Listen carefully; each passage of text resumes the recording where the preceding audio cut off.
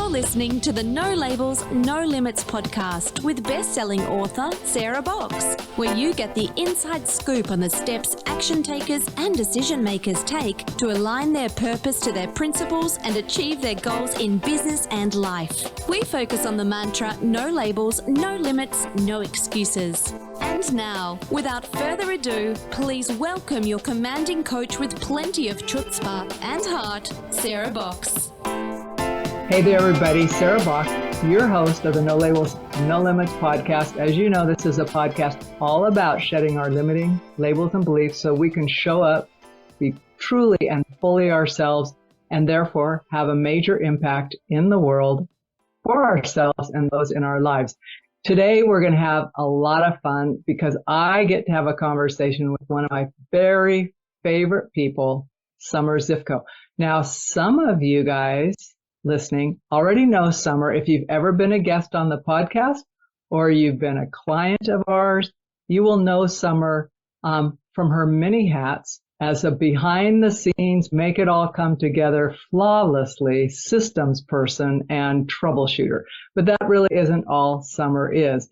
She is someone that I rely on. And we were just talking a week or two ago that we've been working together now for like 6+ years. It's amazing because it's gone by in just a blink of an eye. And I can't imagine doing this work or even life without Summer in my life. So with that, let me introduce Summer. I'm going to let Summer tell you a little bit about herself. And then because she's typically understated, I may fill in around the edges. So Summer, welcome to the podcast. Thank you, as always. I appreciate the support and the accolades. I do tend to stay kind of behind the curtain. I'm more of the operational, technical, troubleshooting kind of gal. I don't like the spotlight, but I love to help others find theirs. So that's kind of where I am at with the Sarah Boxx team. We're working on lots of great stuff recently, focused on community, and I'm excited to just have this conversation and get to share a little bit about what's going on in my life and how I'm showing up in the world, not only for Sarah Boxx team and our clients, but also in my own personal life and my other endeavors. So let's start there.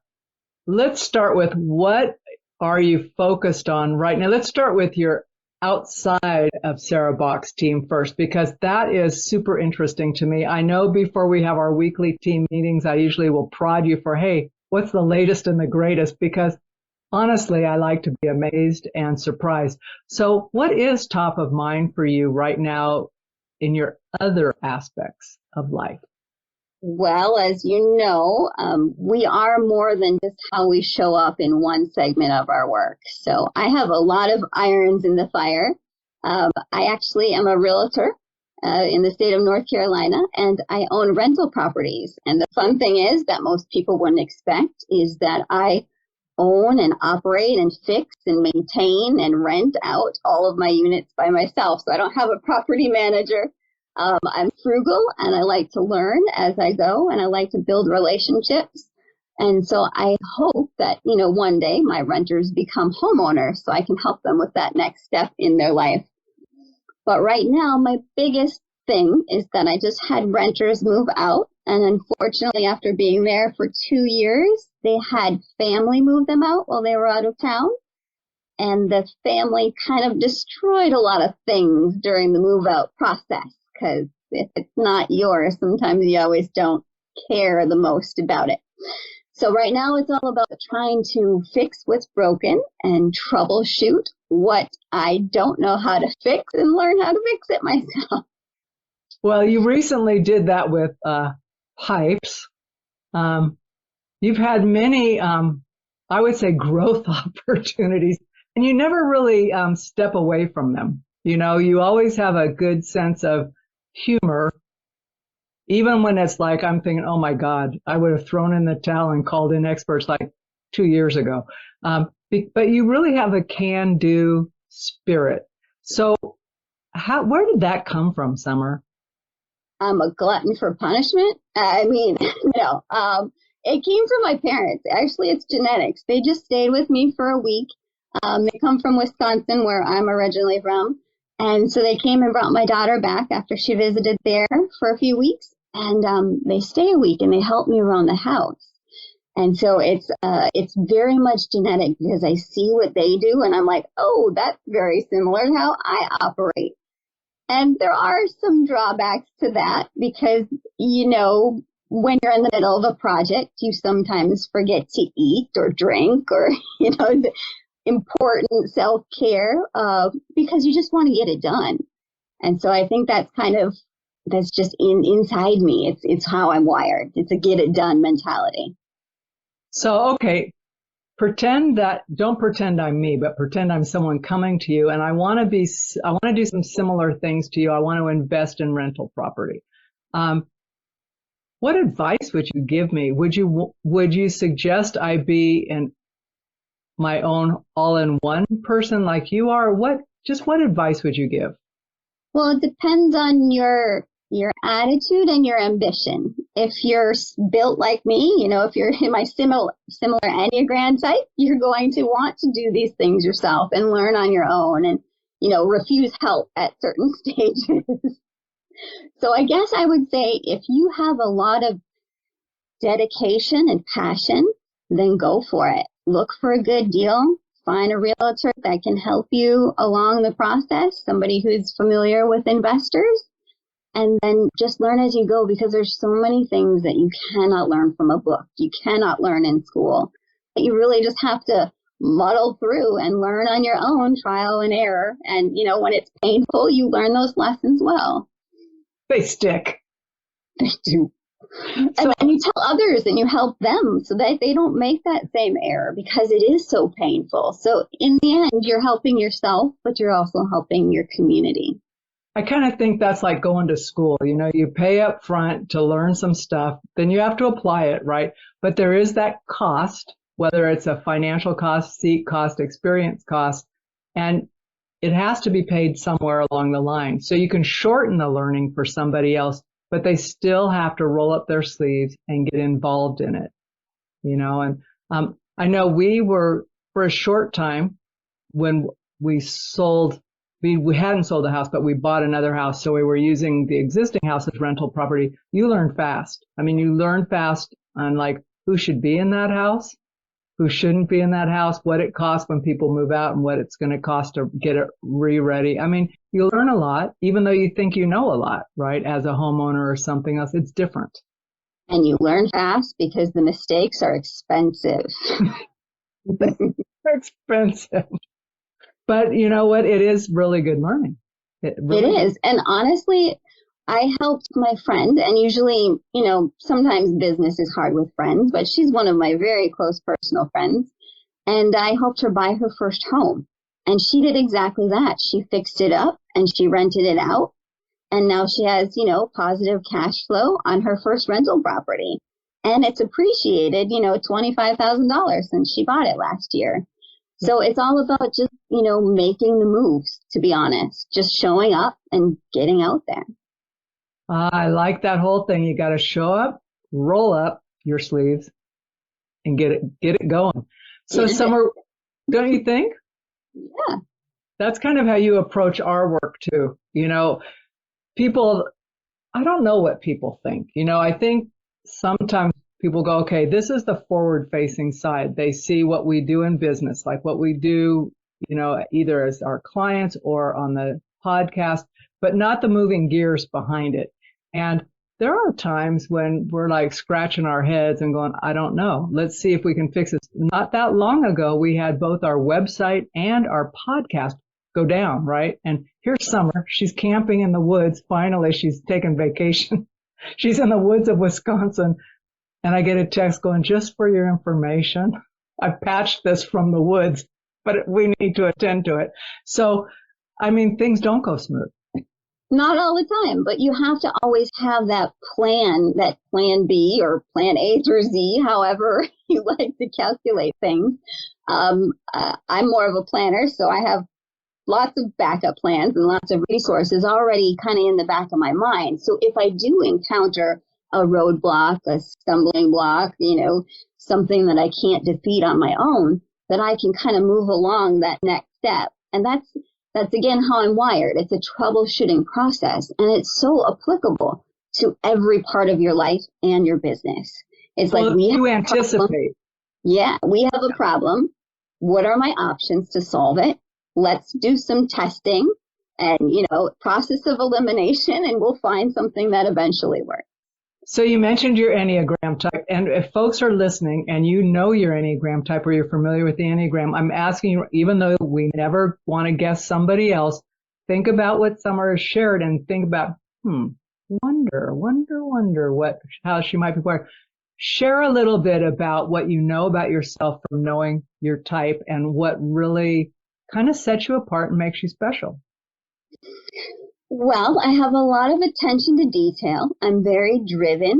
I'm very dedicated and loyal. So kind of if you're in my sphere and we get along, awesome. We could be best friends for life.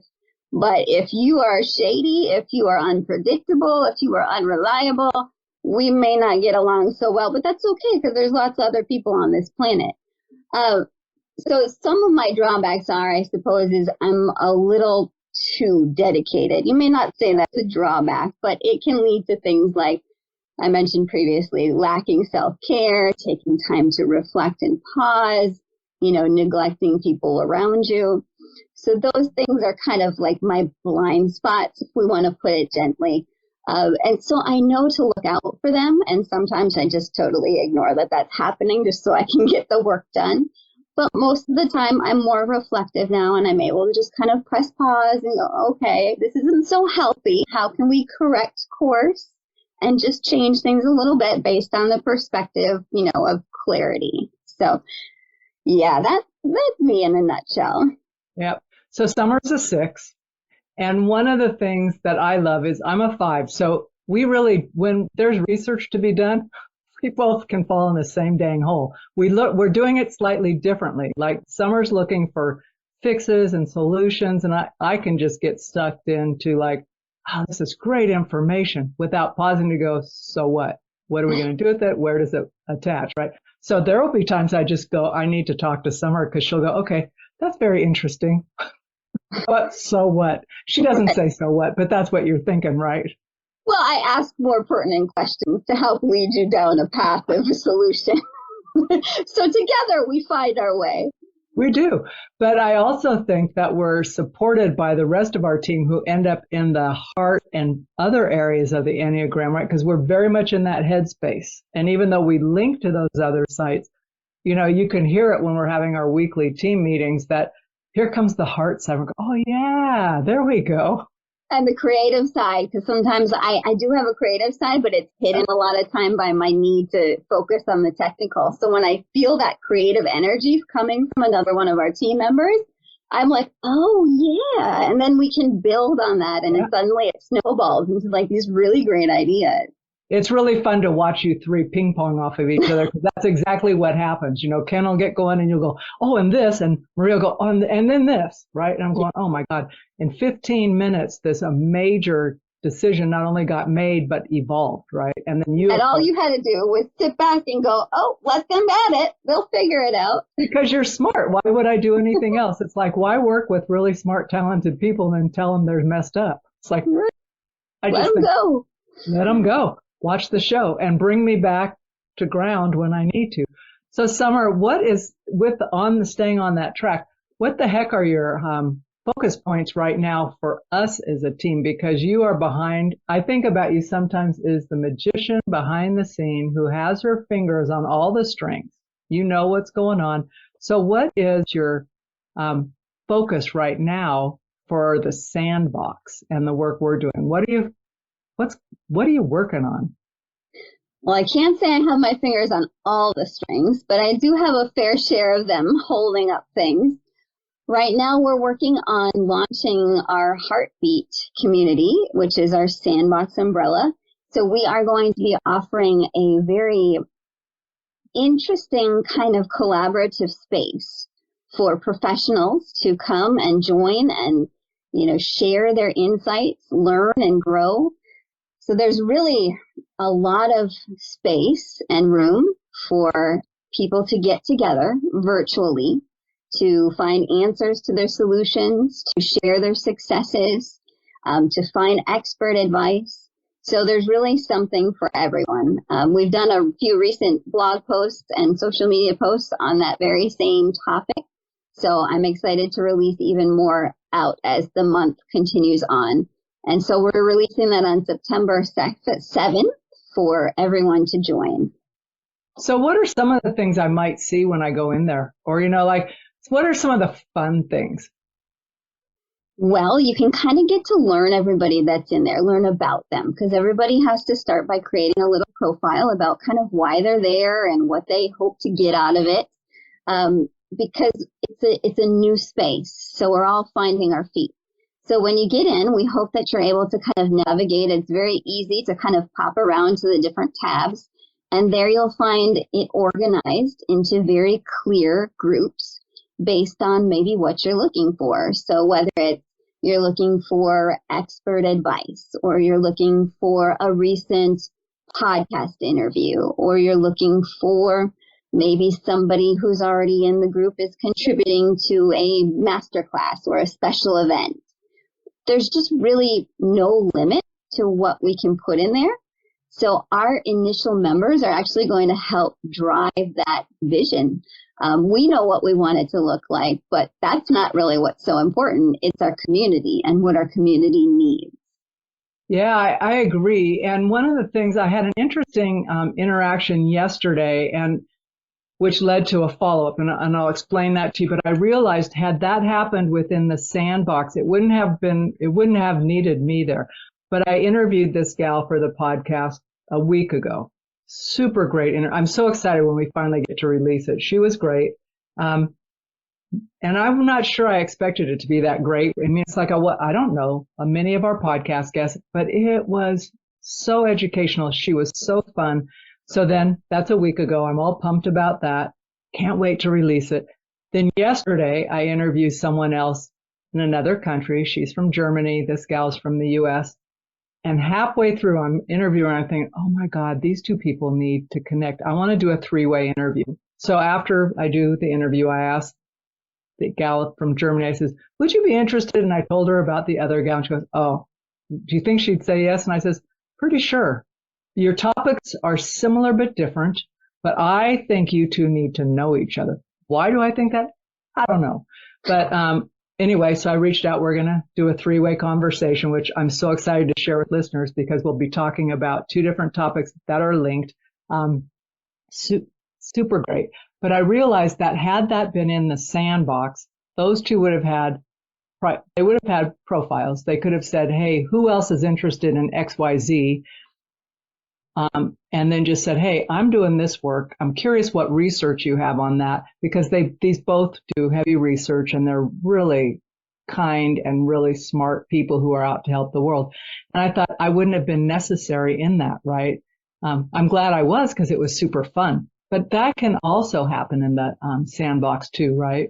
Yeah, facilitating those relationships, building your network with like-minded individuals. We're going to be obviously somewhat selective about the folks that we let in, because we want to make sure that everybody's collectively on similar pages and has similar goals and outcomes for the community. But it really is a place to find those people that you need in your life that just may be missing or just not found yet. Hey there, everybody. I want to take just a minute out of this episode of the No Labels, No Limits podcast to tell you that we are officially opening the SandBoxx membership in September. So if you're not already on our mailing list, please click the link below to either sign up for the membership or get on the waiting list for the membership. And if you click the link, you'll find more information about what's included, what our plans are, and better yet, you'll be on early enough to help decide what is most important to you to experience in the first 3 to 6 months of the membership. So don't wait. Click the link below and join us in the SandBoxx, where fun happens. We get to do a little R&R, little learning, support one another, and really grow and expand in ourselves, in our lives, and impact the world in a profound way. So come on over, join us. Yeah, and talk a little bit about why community matters, Summer, because I think I'm hearing that more when I talk with people about our disconnect. But from your perspective and all the work you do, because you work in many spaces, why is community so important? Well, if I'm going to specifically talk about the real estate world, community is important because every realtor bases their business off of a referral system. So if you're not doing your job, if you're not treating your clients like family, if you're not treating their money like your money, you're not going to get any more business and you're going to have more trouble than it's worth. So in reality, your community, this generally speaking, needs to be set up with people that you know, like, and trust, right? So that you can go to them regardless of the topic, regardless of the timing, and know that you'll be received in a positive way. You'll have some open arms, right? To at least support you. And in this day and age when we're so secluded and we're stuck behind our screens, a lot of us have lost that human touch. And I hate to say that, the pandemic was an issue, but it did kind of cause a rift. It caused a divide. And now that we're getting back to normalcy, I think we haven't really stitched that part of our lives back together. There's a little bit of that camaraderie, that trusting other people that, that we're missing in general society. I'm not sure that I can quite put my finger on it or describe it eloquently, but it's just something that's missing. So we hope that creating a space like, the SandBoxx, we can invite all people from across the world to come to the same space and share thoughts and ideas and grow together. I think that was eloquently stated. I don't know that I would change anything you said, Summer.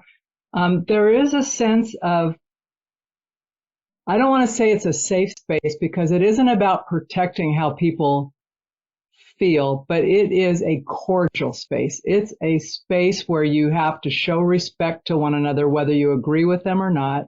There's no blowing people up just because they're different, but also there's no hate speech.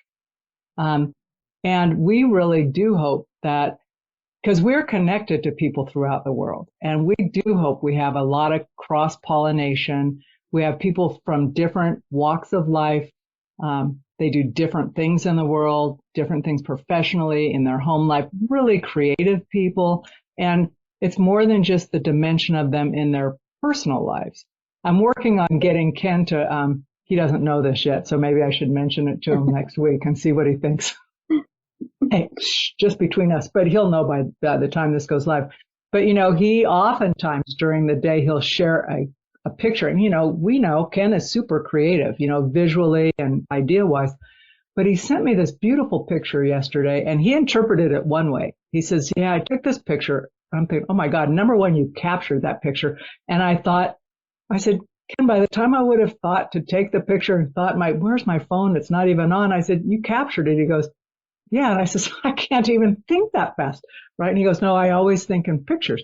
But this picture, I saw how he interpreted it. And then when I looked back at it later, I'm going, oh, I see a totally different thing now. And I'm going to ask him if he will, like, on your weekly stuff in the SandBoxx, take one of his unique pictures as something and he can put in what he thinks about it. But I think it would be a great thing for each person to say, what do you see here? Because we all see through different lenses, right? Right. It's about perspective. Yeah. And no matter where you're from or what you've been doing or what business you're in, you're all going to look at it differently. Yeah. Well, and an image is just an image. We all bring our stories to that image, right? There's no language around it that says this is what this has to be. So anyway, he doesn't know that yet, but I'm pretty sure he'll say yes. Between the two of us, he'll say yes, don't you think? He sends them to me too, so I'm certain that he wouldn't have a problem sharing with our community. I don't think so. It'd be fun. Anyway, so Summer, let's talk about two things. I want to talk about what happens when we are stuck. And in specific, you talk about being stuck in a perpetual state of spring. What do you mean by that? I don't know that this is a common feeling amongst folks, but it's something that I experience quite often, and that's the best way I could describe it, really. feeling like you're in this perpetual state of spring means that either it's self-imposed or you feel pressured by others to constantly be in a state of growth, production, blossoming, producing. And grinding. if you are constantly there in springtime, quote unquote, you don't have the capacity to reflect and appreciate all the other seasons of life.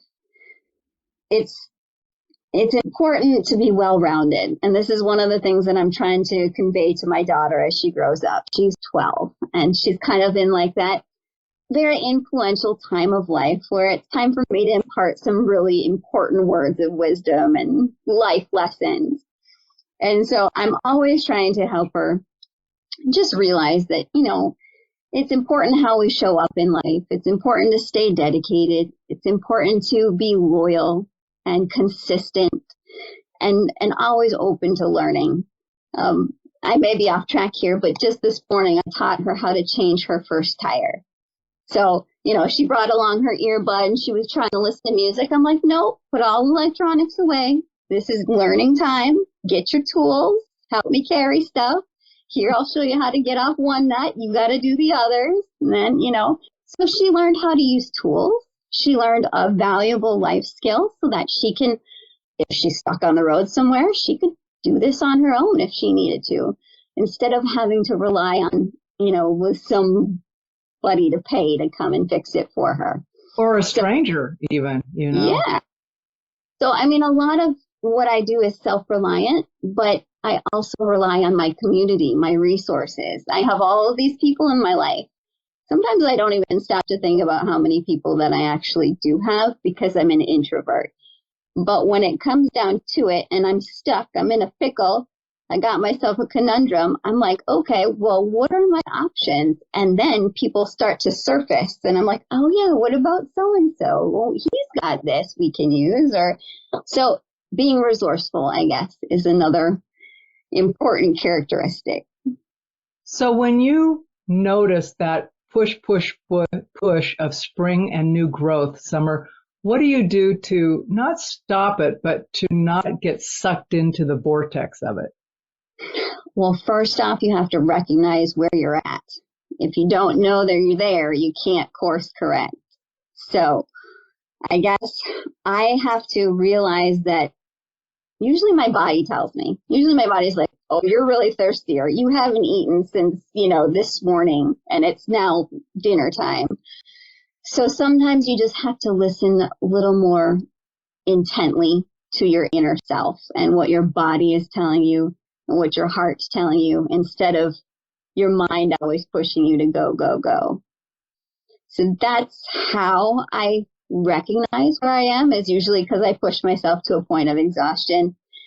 By that time, it's too late. So now that I've, past 40, I'm able to kind of adjust my perspective and go, okay, we're middle-aged. We should probably just slow down just a couple miles an hour. We don't have to be going Mach 3 all the time. Yeah. So yeah, slowing down, reflecting, taking adequate breaks, spending time with family and friends, things that help you appreciate where you are and what you have. But don't you find, or do you find, that when you do that, you come back actually better focused and energized when you take those breaks? It's counterintuitive to me because I always worry if I take a break, I won't come back in the same way or with the same, I don't want to say intensity, but focus.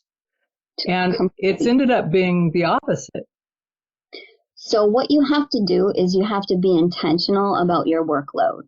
So I have a project, okay, and I know that I have to do this all the way to this.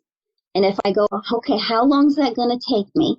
Okay, it's going to take me 10 hours. Well, I can't do that in one day. That would be crazy. So let's remove that from the equation. Where would we be if we stopped at 5 hours?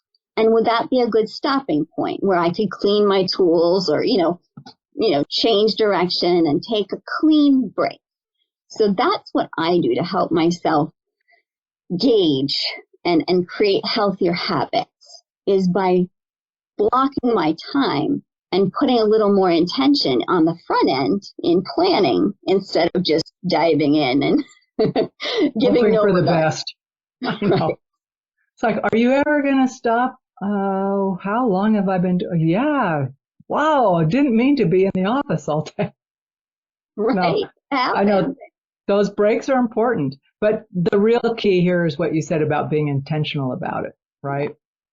So, Summer, what general advice would you give someone who is kind of wrestling with some of these things or thinking about how to be more balanced or community engaged? What would you say? Let me just not frame it too much. Let me just open it up. Well, based on my personality type, I would be the person who would suggest planning things out. You have a monthly calendar. Everybody has events. I have a kid. I have a husband. We have things that go on with our family. So we kind of keep a family calendar of sorts, electronified. And what I would say is just block out specific chunks of time to force yourself not only to take a break, but force yourself to think, okay, now's my time to work. So it's preparing your brain for what your body needs to do. That's kind of how I think about it. And then I set up a reward system for myself. Oh, That dopamine burst. It's just, there's nothing like it for folks like me. I love those lists and crossing things off. Man, I will add things to a list that I just did just to cross it off. So, between the calendar that we keep to kind of prioritize our family and personal activities, I also keep a written list of things that come up during the day, or, where my kid can be like, oh, I need apple juice, and she writes it on her eye. I need seaweed, and she writes it on the board. So things like that, just to keep the little things organized so you can focus on the bigger picture. But then where do you put in stuff for just Summer? We've got your work, we've got your family.